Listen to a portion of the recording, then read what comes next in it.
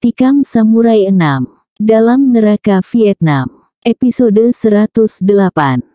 Namun di rumah itu yang ada hanya istri Smith yang sedang duduk menangis. Dan perempuan itu, yang kesadarannya datang sangat terlambat, mengatakan bahwa dia sudah berpisah dengan Smith. Hanya itu, dia tak bercerita apa penyebabnya. Ketika Chowi datang ke markas, dia mendapat kabar bahwa paginya Smith sudah berangkat ke Vietnam, bersama pasukan yang mendapat giliran tugas di sana. Sersan Negro itu menemui dua anak buahnya yang sama-sama masih dalam cuti dengannya. Dia ceritakan apa yang dialami Smith. Kemudian mereka mulai mencari di mana peristiwa itu terjadi. Tak begitu sulit bagi mereka menemukan gerombolan 7 anak-anak muda berusia antara 20 sampai 30-an itu.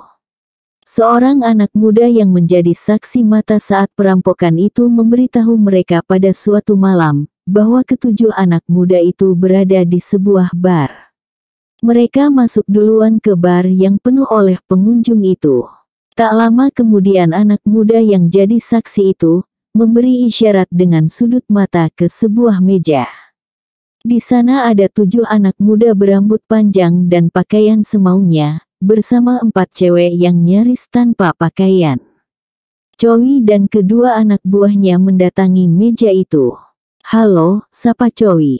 Ketujuh anak muda itu melihat yang menyapa mereka seorang negro berambut pendek. Kemudian ada 2 lelaki kulit putih yang juga berambut pendek. "Niger, apa maumu?" ujar salah seorang yang bertubuh kekar. Salah seorang anak buah Chowi berpangkat kopral hampir saja memulai menghajar lelaki itu. Namun Chowi memberi isyarat untuk jangan memulai dulu. "Kami mencari seorang rekan. Kabarnya kalian pernah bertemu dengan dia seminggu yang lalu," ujar Chowi.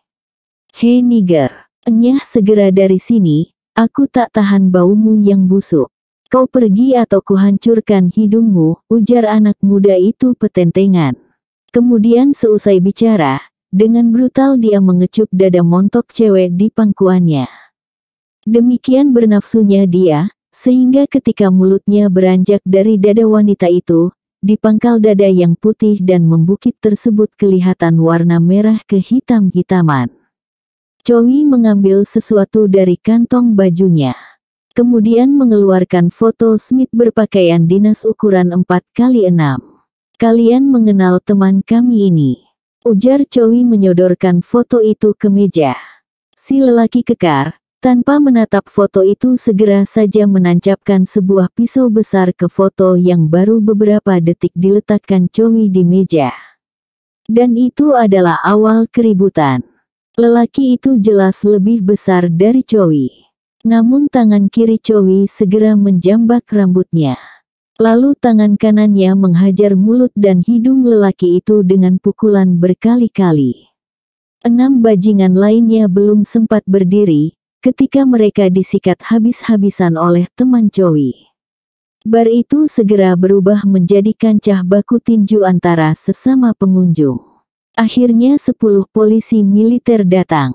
Tentu saja mereka segera mengenal Chowi. Karena Chowi memang dikenal secara luas di antara tentara di kota itu. Chowi menceritakan secara singkat kenapa keributan itu terjadi. Ketujuh pemuda itu, yang semuanya sudah babak belur, digelandang ke kamp polisi militer. Pada si lelaki kekar yang hidungnya remuk dan giginya copot 3 buah dihajar Chowi, ditemukan dompet dan jam Smith. Mereka lalu dihajar habis-habisan oleh polisi militer. Kemudian semua bajingan tengik itu dijebloskan ke sel tentara. Setelah masa cutinya habis dan kembali bertugas ke Vietnam, Chowi tak bercerita apapun pada Smith. Kedua teman Smith yang ikut menghajar ke-7 orang itulah yang bercerita. Semula tak ada reaksi apapun dari Smith. Dia berubah jadi sangat pendiam. Namun ketika nyawanya diselamatkan Chowi dari ledakan granat dalam suatu pertempuran, Smith akhirnya tunduk. Dia mendatangi komandannya itu menyampaikan terima kasih. Kisah tentang istri Smith itu dituturkan Chowi pada larut malam, tatkala Smith sedang tidur mendengkur. Si bungsu menarik nafas panjang mendengar cerita tersebut. Jock Graham yang ikut mendengar cerita itu hanya termangu. Perang Vietnam memang tidak hanya merobek-robek negeri dan bangsa Vietnam. Perang dahsyat itu juga menimbulkan berbagai krisis di Amerika, baik di pemerintahan maupun di kalangan rakyatnya. Di kalangan pemerintahan bukannya rahasia lagi, kalau tak semua mereka yang di Gedung Putih setuju Amerika terlibat dalam perang di Vietnam. Di kalangan rakyatnya, terutama di kalangan para prajurit yang dikirim ke Vietnam, berbagai masalah juga timbul. Masalah hancurnya rumah tangga ratusan prajurit, sebagaimana dialami Smith, adalah persoalan yang tak mudah dicarikan jalan keluarnya. Belum lagi soal pengangguran. Sebahagian besar tentara yang dikirim ke Vietnam adalah anak-anak muda yang terkena wajib militer. Persoalan timbul setelah mereka kembali dari Vietnam, kemudian masa dinas wajib militernya berakhir. Amat sedikit sekali jumlah wajib militer yang bisa diterima menjadi tentara reguler setelah masa wajib dinasnya usai. Mereka yang selamat keluar dari perang Vietnam umumnya mengalami sindroma pasca perang. Kekerasan di medan perang dalam bentuk sikap, dibunuh atau membunuh, dalam menghadapi ancaman, menyebabkan mereka tak segera bisa menerima perlakuan tak adil di tengah masyarakat. Para bekas wajib militer ini sebahagian menjadi penganggur, sebahagian menjadi buruh kasar, sebahagian mencoba berusaha apa saja. Sebahagian lagi justru ada yang menjadi bandit. Namun secara umum, para veteran perang Vietnam menganggap mereka diperlakukan pemerintah dengan sikap, abis manis sepah dibuang. Untuk memperlihatkan bahwa Amerika adalah negara super kuat, polisi dunia dan berbagai simbol kehebatan lainnya, pemerintah mewajibkan seluruh pemuda yang sudah dewasa untuk mengikuti wajib militer. Sebelum diterjunkan ke medan perang mereka diindoktrinasi. Kepada mereka ditanamkan keyakinan bahwa Vietnam Utara yang mereka perangi adalah komunis yang bukan hanya musuh Amerika, tetapi juga musuh dunia. Itu berarti tentara Amerika tidak hanya menyelamatkan Amerika, tetapi sekaligus menjadi pahlawan bagi bangsa-bangsa sedunia. Belasan ribu tentara Amerika terbunuh dalam perang panjang yang amat kejam dan keji itu. Sebahagian besar di antaranya adalah anak-anak muda berusia 17-an sampai 20-an tahun. Sebahagian lagi pulang membawa cacat tubuh permanen, yang takkan bisa baik seumur hidup, betapapun canggih dan tingginya ilmu dan teknologi Amerika. Mereka, termasuk sebahagian lagi yang selamat fisik namun pulang dengan tekanan mental, mendapatkan diri mereka tak dihargai sama sekali. Baik oleh masyarakat maupun oleh pemerintah yang semula menyanjung-nyanjung mereka. Mereka benar-benar merasa diperlakukan sebagai tebu, yang abis manis sepah dibuang. Lama keadaan menjadi sunyi di dalam goa di balik air terjun itu, usai Chowi menuturkan apa yang dialami Smith. Si bungsu menatap air terjun yang seperti selendang yang seolah-olah menjadi tirai menutupi pintu goa di mana kini mereka berbaring. Goa itu terasa panas, karena Chowi membawa bara api unggun yang sore tadi mereka buat di luar sana. Bara api itu kemudian mereka tambah dengan dahan-dahan kering. Lama-lama kayu itu ikut terbakar. Dengan cara seperti itu, goa itu tidak hanya menjadi terasa hangat tetapi juga tak bernyamuk. Di bara yang menyala itu Smith dan Jock Graham membakar daging rusa. Kendati sudah 2 hari mereka makan daging rusa yang ditimpuk si bungsu itu, ternyata masih saja banyak yang tersisa. Selain itu, Chowi menebang 3 batang pisang emas yang buahnya sudah masak. Kemudian mengumpulkan sekitar 10 buah durian besar-besar. Sebelum tidur mereka duduk atau berbaring di sekeliling api unggun. Bercerita sambil mengunyah daging rusa panggang. Kemudian memakan cuci mulut berupa pisang atau durian. Jika memerlukan air minum, mereka melangkah ke air terjun. lalu mengangakkan mulut lebar-lebar. Dalam waktu beberapa detik air jernih dan bersih akan masuk 1 atau 2 drum ke dalam perut mereka.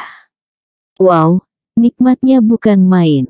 Bagi mereka tak ada lagi soal akan kena penyakit disentri atau menceret karena minum air mentah. Tubuh mereka sudah kebal terhadap hal seperti itu. Ketika berada di lubang sekapan maut itu dulu, sekali dua mereka sempat meminum air bercampur lumpur, kotoran dan bekas mayat mengapung. Jika sekarang mereka meminum air terjun yang mengalir dari pegunungan, tentu saja air itu bersih bukan main, dibanding yang mereka minum di lubang penyekapan dulu. Begitulah mereka melewatkan hari-hari di sorga, dekat air terjun itu. Suatu hari, malam sudah agak larut. Smith masih terdengar dengkurnya, Jock Graham, Chowi dan si bungsu masih terlibat dalam pembicaraan berbagai hal. Namun yang banyak bicara adalah Chowi dan si bungsu. Jock Graham lebih banyak berbaring mendengarkan. "Engkau sudah punya istri, bungsu?" Tiba-tiba kesunyian dipecahkan oleh pertanyaan Chowi. Si bungsu yang tengah menatap tirai air terjun sekitar 5 depa dari tempat mereka berbaring agak terkejut mendengar pertanyaan itu. Padahal sudah dia jelaskan kemarin atau 2 hari yang lalu. "Belum," jawab si bungsu perlahan setelah berdiam diri beberapa saat. "Dengan kemahiran bela diri yang amat tangguh seperti engkau, kawan, apa sebenarnya yang kau cari?" tanya Chowi perlahan. Lama si bungsu tak bisa menjawab pertanyaan Chowi. Sebab pertanyaan seperti itu tak pernah dia pikirkan sebelumnya. Dan kini, tatkala ada yang bertanya dia sungguh-sungguh tak bisa menjawab. Ya, apa yang dia cari? Dengan atau tanpa ilmu bela diri, apa yang dia cari dengan menghabiskan waktu dan umur berkelana dari satu ke tempat yang lain, dari sebuah negara ke negara lain. Bayangan Reno Bulan, bekas tunangannya yang kini menjadi istri sultan pilihan, yang sebelumnya hidup sebagai tukang salung, kini bertoko kain batik di Bukit Tinggi, datang membayang. Mei Mei yang meninggal diperkosa Jepang di Bukit Tinggi, sesaat sebelum mereka menikah. Salma, orang yang dia kasihi yang kemudian menjadi istri Overste Nurdin sahabatnya. Hanako, adik Kenji yang menjadi menantu Tokugawa, bekas kepala Yakuza Tokyo. Michiko yang dia cari sampai ke Dallas dan ternyata menikah dengan Thomas Mackenzie. Angela, polisi Dallas yang membantunya membalas dendam pada geng iblis Ku Klux Klan. Amy Florence, mata-mata Amerika di kota Danang. Tibin, gadis desa yang cantik dan Rosie Rogers, anak miliarder Alfonso Rogers yang dia bebaskan dari goa di Bukit Cadas, Vietnam. Semua melintas seperti berlarian dalam pikirannya. Awalnya saya hanya mencari orang yang pembunuh keluarga saya. Untuk membalas dendam. Ya, kau berhasil. Ya dan tidak. Kenapa ya? Kenapa tidak? Ya, karena dia saya kalahkan dalam pertarungan samurai. Tidak, karena meski dia saya kalahkan tapi dia tidak saya cederai sedikit pun. Namun hanya beberapa saat setelah saya tinggalkan, dia bunuh diri. Di Jepang disebut seppuku, harakiri. Setelah itu disinilah saya sekarang. Pernah menikah sebelum atau sesudahnya? Tidak. Kenapa? Karena mungkin ada kutukan atas diri saya. Apa penyebab kutukan itu? Sewaktu masih amat remaja, saya melemparkan cincin pertunangan di depan keluarga tunangan saya. Jangan percaya soal tahayul, tak ada kutukan begitu. Buktinya, perempuan-perempuan yang pernah saya cintai, menikah dengan lelaki lain, atau meninggal dunia. Itu bukan karena kutukan, tapi karena engkau gentayangan terus ke segala penjuru. Tidak menetap di suatu tempat. Kalau mengembara terus-terusan, jangankan menikah, untuk memakai celana pun kau tak sempat, ujar Chowi kesal, diiringi tawa terkekeh Jock Graham. Tapi setelah itu mereka terdiam. Yang terdengar hanya curahan air terjun dan dengkur Smith. Sampai akhirnya Chowi bertanya sebelum menguap lebar. Saya heran, meski kau katakan kesini untuk membebaskan Rosie Rogers, lalu terlibat berperang, tapi apa urusannya dengan hidupmu kawan? Ya, usahanya membebaskan tawanan dan terlibat peperangan, apa urusannya dengan hidupnya? Si bungsu terdiam sesaat, lama baru dia menjawab. Paling tidak, saya ke Vietnam ini menolong seorang ayah untuk menemukan kembali putrinya. Engkau sendiri, untuk apa kau berperang di Vietnam ini, Chowi? Chowi terkejut dengan serangan balik si bungsu. Untuk negeri saya Amerika. Apakah Vietnam menyerang negeri kalian? Chowi terdiam beberapa saat. Kami membela Vietnam Selatan atas jajahan Vietnam Utara. Berhasilkah pembelaan kalian itu, Chowi?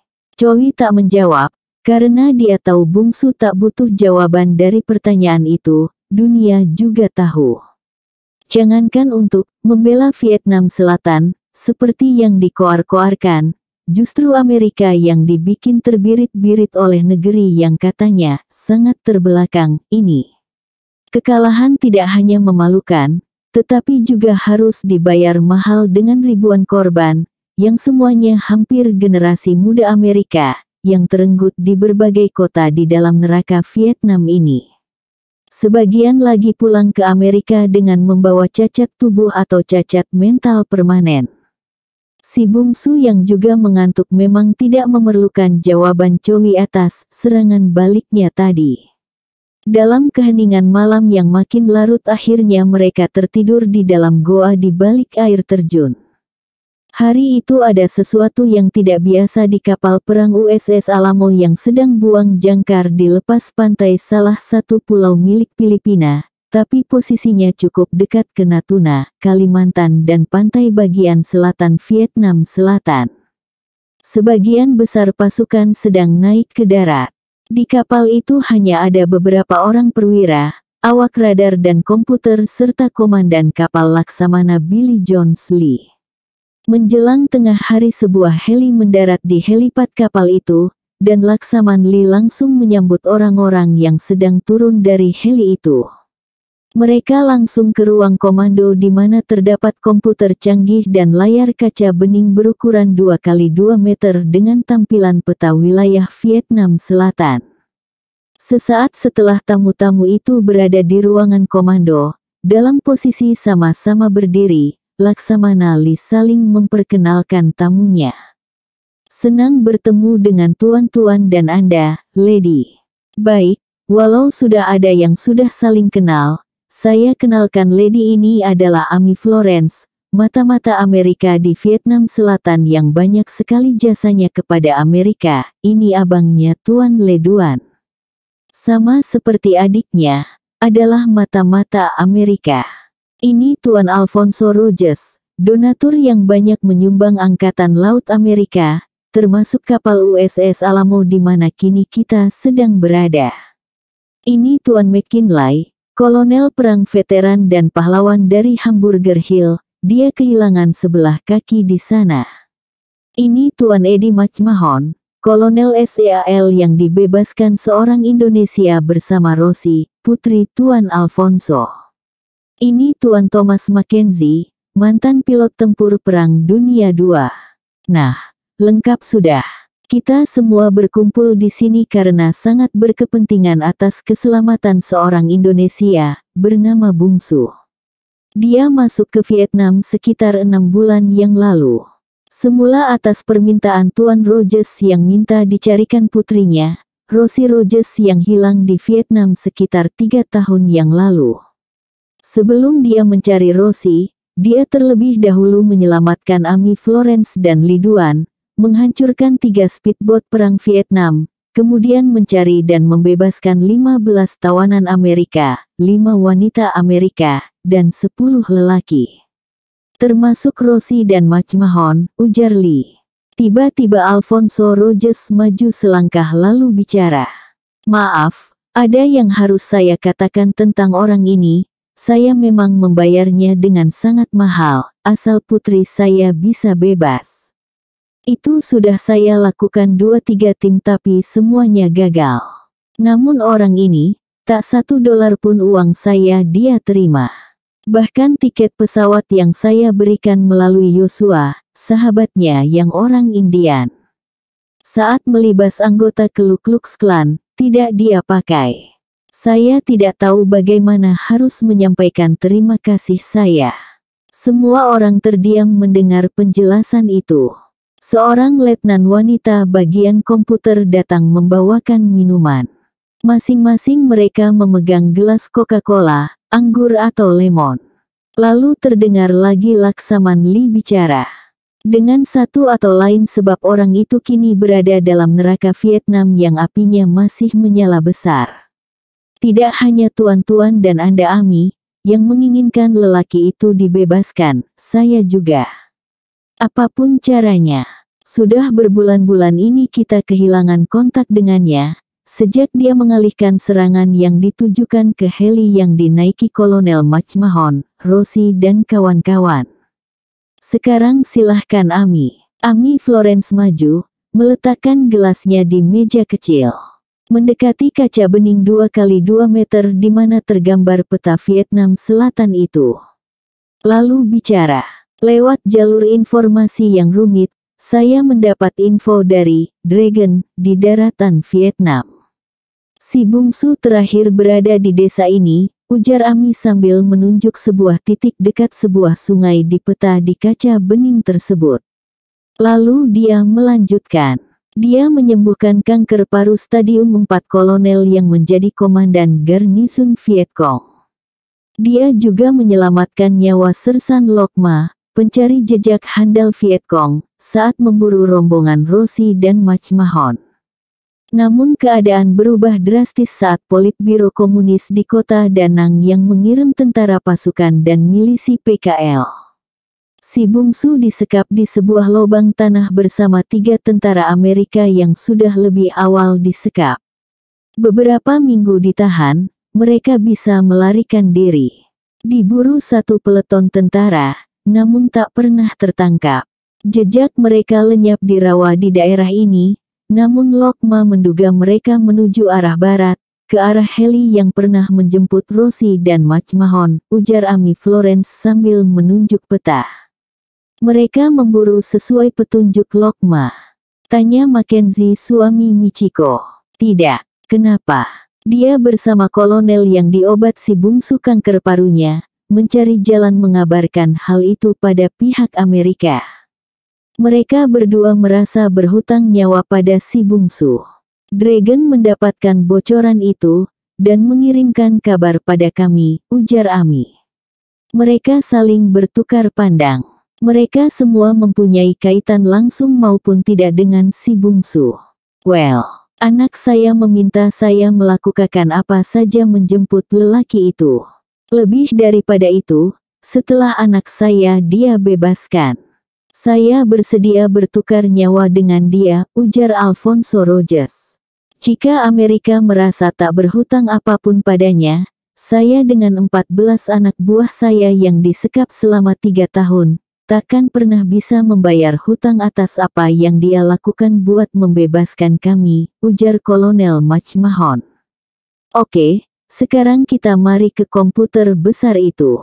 Letnan Anda tunjukkan apa yang Anda peroleh dari satelit mata-mata, ujar Laksaman Lee pada perwira wanita yang tadi membawakan minuman. Yes, sir. Lalu mereka mengambil posisi di belakang perwira itu, yang telah menghidupkan komputernya. Kami berhasil dan menelusuri dan menentukan wilayah yang informasinya diperoleh Nona Ami Florence dari Dragon dengan memakai pencitraan satelit mata-mata Amerika. Satelit hanya bisa melacak jika di lokasi itu ada panas yang dipicu oleh pembakaran amunisi. Konkretnya jika di tempat itu terjadi tembak-menembak. Satelit menemukan dan merekamnya. Satelit merekam terjadinya pertempuran sepeleton pasukan dengan 1 orang. Satelit juga menemukan 3 orang lainnya bergerak ke barat, menjauhi areal tembak-menembak. Informasi dari Dragon tampaknya sesuai dengan di lapangan.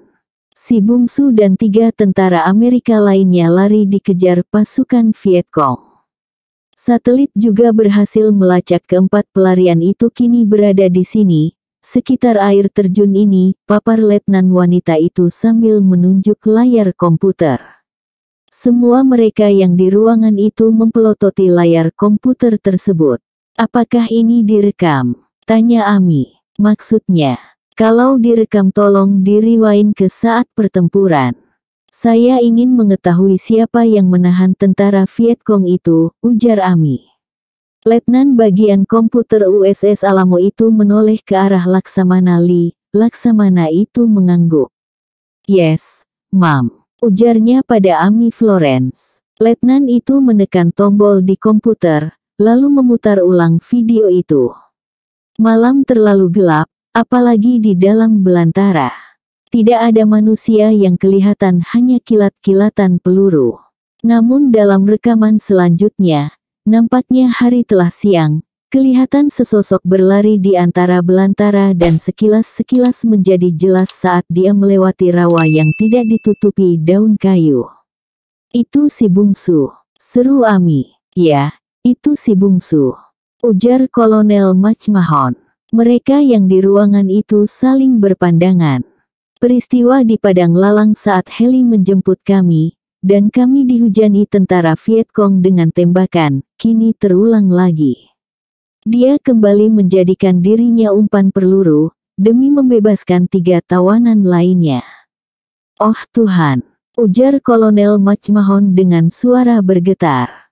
Ami Florence tak mampu menahan isak tangisnya. Selamatkan dia, tolong selamatkan dia, please, ujarnya. Ya, kita semua hadir di sini karena ingin menyelamatkannya. Karena tidak hanya kita, Amerika berhutang amat besar padanya, ujar multimilioner Alfonso Rogers. Tidak hanya kita, 3 atau 4 tentara Vietcong itu sendiri, seorang di antaranya berpangkat kolonel, yang ditolong oleh si bungsu, diam-diam menginginkan kebebasannya. Itu informasi yang disampaikan Dragon, ujar Leduan. Laksamana Billy Lee, komandan USS Alamo kemudian bicara. Well, baiklah.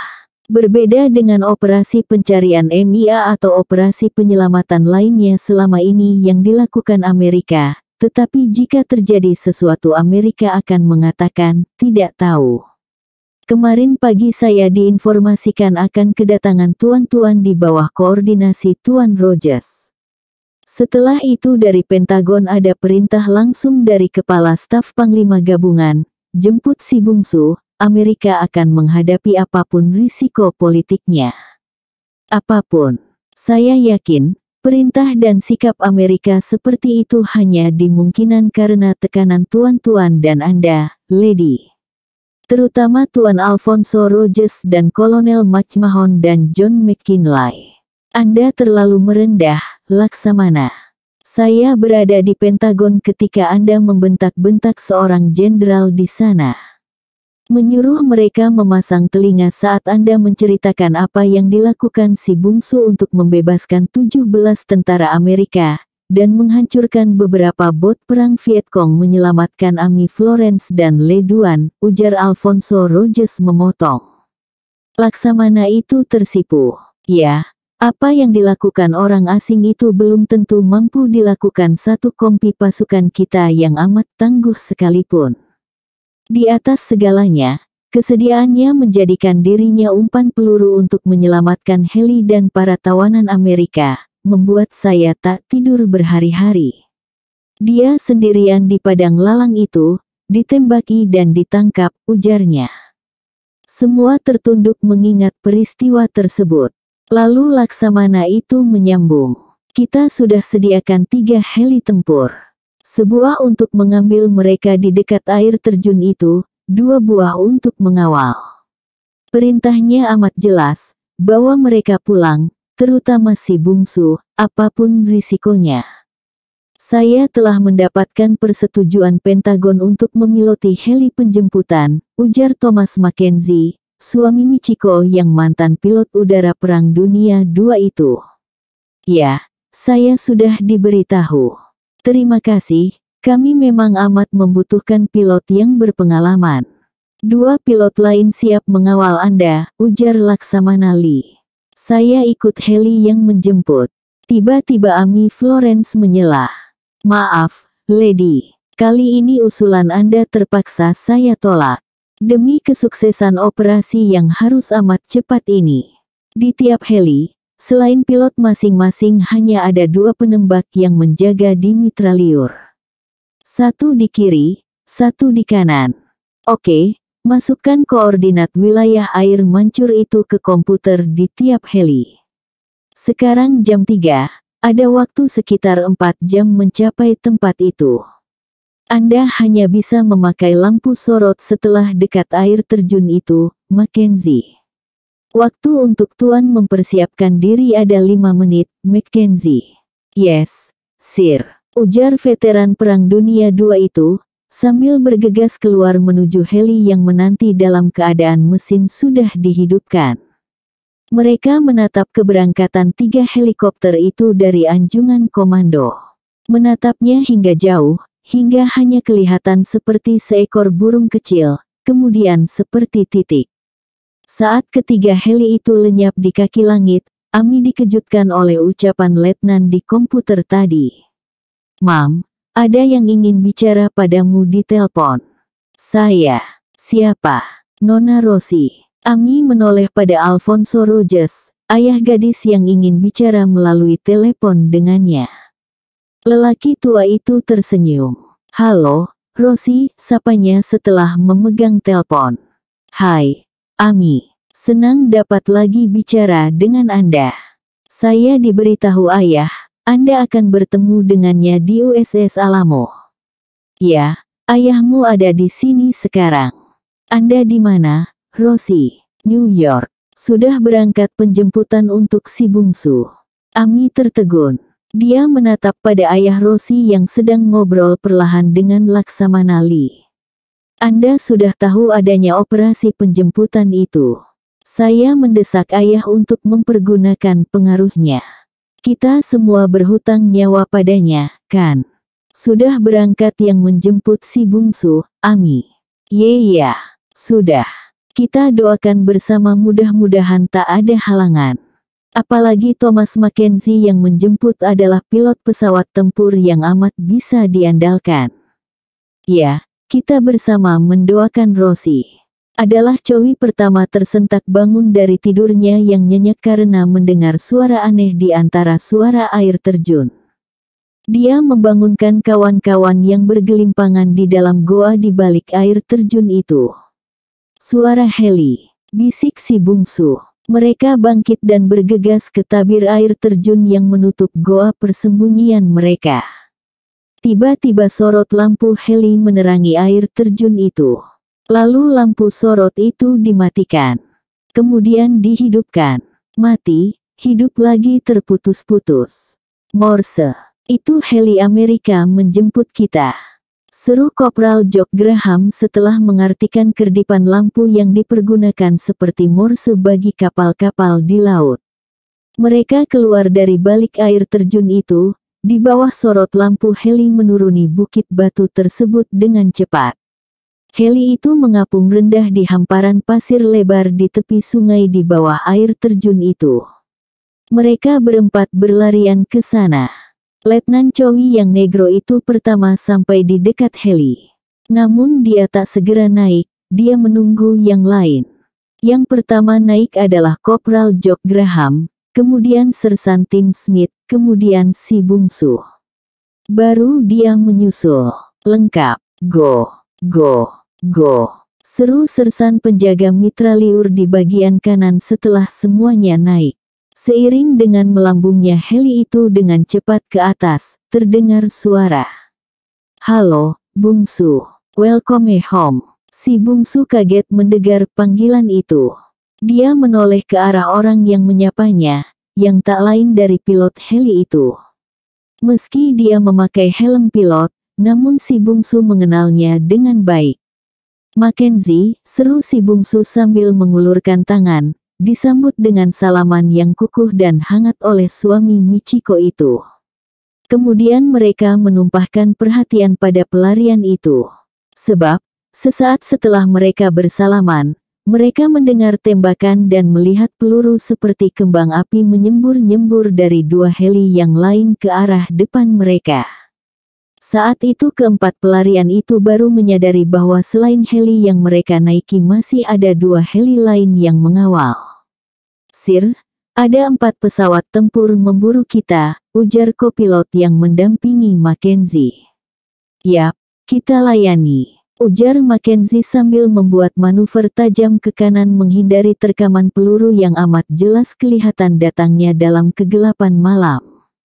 Tak jelas apa jenis pesawat yang memburu mereka. Tapi kini ketiga heli itu saling sama-sama menyerang, menghindar dan melindungi. Mereka tak lagi memperdulikan kemana arah mereka. Yang penting mereka menghindar, atau balas menembak sambil terbang berputar atau melambung ke kiri, ke kanan, berbalik ke belakang. Sampai suatu saat sebuah ledakan dan bola api besar terlihat di samping kanan mereka. "Cobra kena, hancur," ujar kopilot Mackenzie. Namun pada saat yang bersamaan, 2 buah pesawat tempur yang sedang menyembur-nyemburkan peluru ke arah mereka, yang berada di bahagian depan kiri dan kanan mereka, terlihat menjadi bola api. Yang satu ditembak Mackenzie, yang satu lagi ditembak heli pengawal yang tersisa. Mackenzie menembak sambil meliuk-liukkan terbang helinya. "Sit, kita kena," ujar Mackenzie setelah terasa sebuah guncangan kecil. "Ya, kita kena," seru kopilot. Sekilas keempat pelarian itu melihat asap putih menyembur dari bahagian bawah hidung heli. Namun setelah itu tak ada serangan apapun. Kedua pesawat Vietcong yang tersisa lenyap dari udara. "Mereka menghindar karena tadi kita bertempur di atas wilayah Kamboja," ujar Mackenzie. "Kita juga harus menghindar, Sir," ujar kopilot. "Tenang, Panglima Aung-nya junior saya waktu di West Point," ujar Mackenzie. Belum habis ucapannya di radio terdengar perintah untuk menjelaskan identitas mereka dari pesawat Angkatan Udara Kamboja. Hanya selang beberapa saat, 2 pesawat pemburu Kamboja sudah berada di bahagian kiri kanan mereka. Mackenzie menjelaskan mereka AU Amerika, dan sebelum dialog berlanjut dia langsung saja menyapa Panglima AU Kamboja, sambil menjelaskan siapa dirinya dan posisi rumitnya saat ini karena pesawatnya kena tembak. Hal itu dia lakukan karena dia yakin Panglima itu sedang memonitor pembicaraan antar pilot pesawat tempur yang sedang di udara itu. Hal itu dipastikan, karena negara manapun yang dimasuki pesawat tempur asing tanpa konfirmasi pasti dilaporkan langsung kepada Panglima AU-nya. Panglima AU Kamboja yang 4 tingkat di bawahnya saat di West Point, kalang kabut dan membuat rencana kilat untuk membantu. Dia memberi petunjuk agar Mackenzie mendaratkan pesawatnya di sebuah bekas lapangan angkatan udara negara yang bernama asli Kampuchea itu. Dia segera mengirim teknisi dan mobil tangki bahan bakar. Kerja kilat 10 teknisi dan mengisi bahan bakar itu selesai menjelang subuh. Saat kedua heli itu kembali mengudara, 3 pesawat tempur Kamboja mengiringi seolah-olah mengusir heli Amerika itu dari wilayahnya. Dalam waktu singkat 5 pesawat itu lenyap dalam kabut subuh. Heli itu terlebih dahulu digiring ke arah selatan, ke arah Teluk Siam. Setiba di atas Laut Cina Selatan lalu melambung ke kiri, ke arah Filipina. Di perairan internasional baru kedua heli itu dilepas, namun tetap diawasi kalau-kalau disergap pesawat tempur Vietcong. Setelah dirasa aman, barulah pesawat tempur Kamboja balik ke pangkalannya. Usailah skenario yang dirancang Panglima AU Kamboja itu dengan Thomas Mackenzie, senior yang dia hormati saat di Akademi Militer Amerika dulu. Ketika mereka turun di helipad, tempat pendaratan heli di USS Alamo, mereka benar-benar disambut dengan upacara yang istimewa. Si bungsu heran, karena orang-orang yang dia kenal ada di kapal perang itu. Ada Alfonso Roger, multimilioner yang membayarnya untuk mencari anaknya Rosie Rogers. Ada John McKinley, pahlawan Hamburger Hill teman Alfonso. Ada Kolonel Eddie McMahon, perwira SEAL yang dia bebaskan bersama Rosie. Ada Leduan dan Amy Florence. "Hai, Amy. Senang bertemu kembali denganmu," ujar si bungsu saat mereka tegak bertatapan dalam jarak sedepah. Tak ada jawaban apapun dari bibir Amy Florence. Mereka masih bertatapan dalam diam.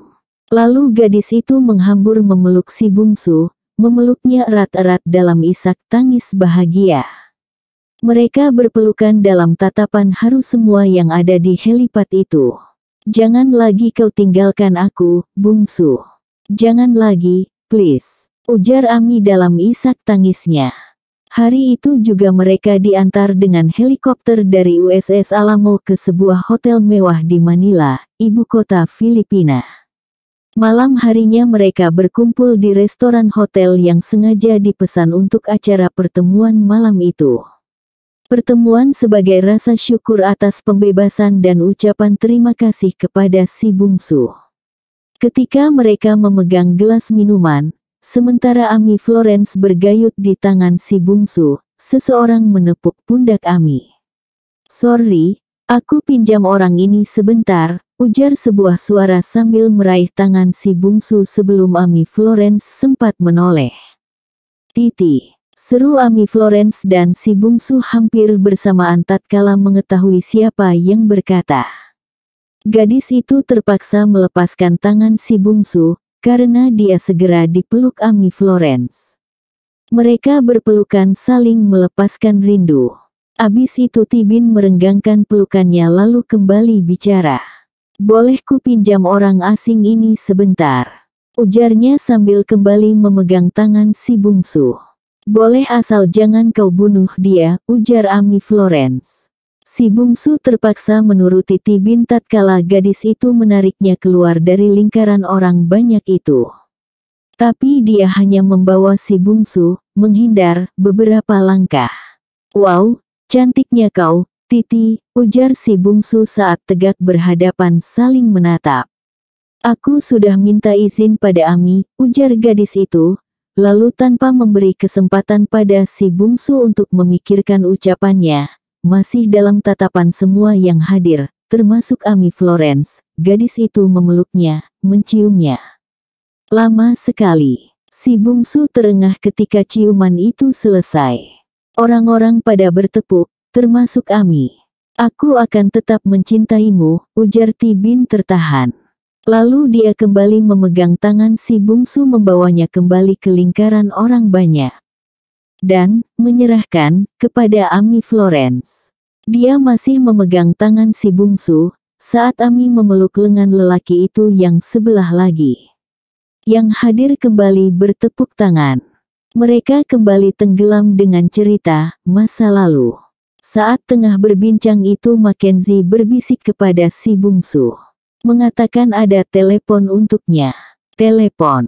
Dari siapa?" pikir si bungsu heran. Dia lalu pamit pada Amy lalu menuju ke telepon. "Halo, siapa ini?" "Bungsu-san." Duk jantung si bungsu berdegup. Michiko." Sepi beberapa saat. Di antara kesepian itu si bungsu mendengar suara isak Michiko di telepon. "Kau baik-baik saja, Michiko-san?" Tak ada jawaban selain isak tangis. "Kau di mana, Michiko?" "Los Angeles," jawab Michiko pelan setelah lama terdiam. "Michiko-san, terima kasih kau telah meminta suamimu menyelamatkan diriku.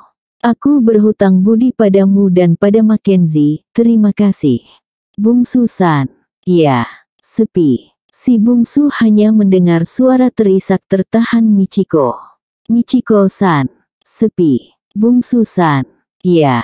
"Jaga dirimu baik-baik. Kau juga, Michiko." Sepi lama. Lalu si bungsu mendengar gagang telepon diletakkan. Hubungan telepon itu terputus. Si bungsu menarik nafas, berusaha menenangkan hatinya yang terguncang. Kemudian berjalan ke wastafel di toilet. mencuci mukanya, lalu kembali bergabung dengan Amy Florence, Leduan, Laksamana Jones dan Alfonso Rogers. Saat mereka bicara, seorang datang berbisik kepada Amy, mengatakan ada telepon. Dari siapa? Tanya Amy yang masih bergelantungan ke tangan si bungsu. Rosie Rogers, Mam, ujar orang itu. Oh, Rosie, ujar Amy sambil menoleh pada Alfonso Rogers, ayah Rosie. Alfonso Rogers mengangguk sopan. Ada pesan untuk Rosie, tanya Amy pada si bungsu. Sampaikan salamku padanya, ujar si bungsu. Amy menuju ke tempat telepon dan mengangkat gagang telepon. Hai Rosie, sapa Amy memulai bicara. Sudah selesai penjemputan? Ya, terima kasih. Anda di mana? Los Angeles. Sudah kau sampaikan terima kasihku pada bungsu? Sudah. Tapi ayahmu lebih duluan menyampaikannya. Dia baik-baik. Maksudku si bungsu. Ya, dia baik-baik. Amy. Ya, ada yang ingin bicara denganmu. Oh ya, siapa? Tanya saja namanya pada yang bersangkutan secara langsung, jawab Rosie. Amy Florence menanti dengan heran. Halo, Amy. Amy Florence mengerutkan kening. Dia mencoba mengingat, suara siapa di seberang sana. Tibin. Tak mungkin. Yang pasti suara perempuan. Ya, saya Amy Florence. Maaf, dengan siapa saya bicara? Kita memang belum pernah bertemu. Namun cerita tentangmu banyak ku dengar dari Rosie. Suami saya sekarang ada bersamamu dan ayah Rosie, Tuan Rogers. Amy menatap keliling. Melihat si bungsu, Laksamana Lee, Alfonso Rogers, Eddie McMahon, John McKinley dan abangnya sendiri Leduan. Thomas Mackenzie, dia suami saya, ujar suara di telepon mengejutkan Amy yang sedang memikir-mikir siapa suami perempuan yang meneleponnya ini. Oh, suami Anda yang menjemput si bungsu dan 3 tawanan lainnya. Ya, selain saya yang meminta, dia juga bertekad melakukan hal itu. Si bungsu dan suami Anda bersahabat. Tidak, saya yang pernah jadi sahabatnya. Amy tertegun. Maaf Anda, Michiko. Nama saya Michiko. Anda pasti belum pernah mendengar nama saya, Nona Amy. Duk jantung Amy berdegup kencang, hampir saja telepon yang dipegangnya terjatuh mendengar nama itu. Michiko Matsuyama, desisnya perlahan.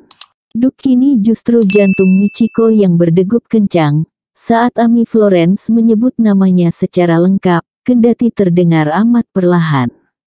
Anda, ya, si bungsu sering bercerita tentang Anda, Mam. Duk kini telepon di tangan Michiko lah yang hampir jatuh, mendengar ucapan Amy Florence barusan. Dia bercerita betapa dia dan Anda saling mencintai, Mam. Dia mencari Anda sampai ke Dallas, namun mereka sama-sama terdiam. Sampai akhirnya terdengar suara Michiko lirih.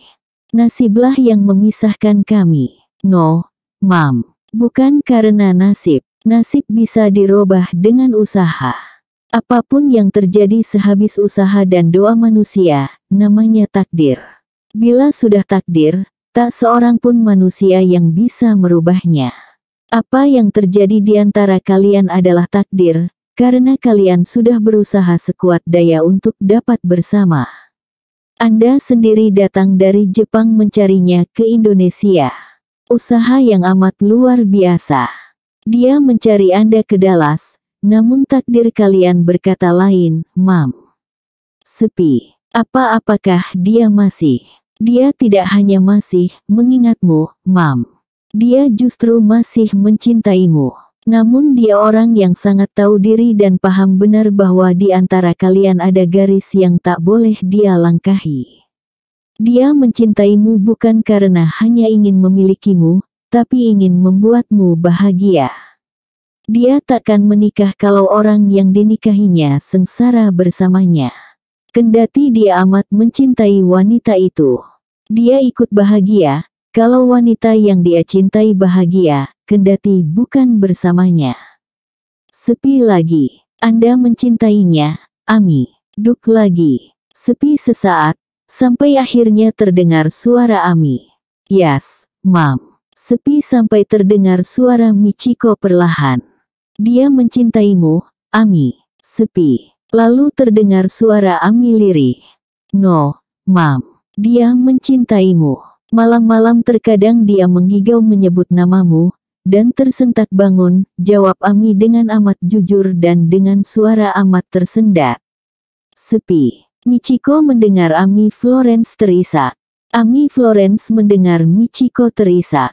Kedua perempuan yang dipisahkan ribuan kilometer, dipisahkan laut dan benua. Kedua mereka masih sama-sama memegang telepon dengan diam. Ami. Yes, Mom. Maukah kau menjaganya, untuk kebahagiaanmu dan demi aku? Mom. Ami, please. Sepi amat menekan. Terdengar suara Michiko kembali memanggil. Ami. Yes, Mom. I love you. I love you too Michiko-san. Saat bergabung kembali dalam kelompok si bungsu dan yang lain-lain, meski dia tersenyum namun si bungsu melihat ada bekas air mata di pipi gadis itu. Michiko yang menelponmu, Ami. Tanya si bungsu lembut. Ami menatapnya. Tadi dia juga meneleponmu, dear. Si bungsu mengangguk. Ami Florence tak dapat menahan harunya. Tanpa dapat ditahan dia terisak. Si bungsu memeluknya. Dia menumpahkan tangisnya di pelukan lelaki dari Indonesia itu. I love you. I love you. Bisik Ami Florence dalam pelukan erat si bungsu. Tamat.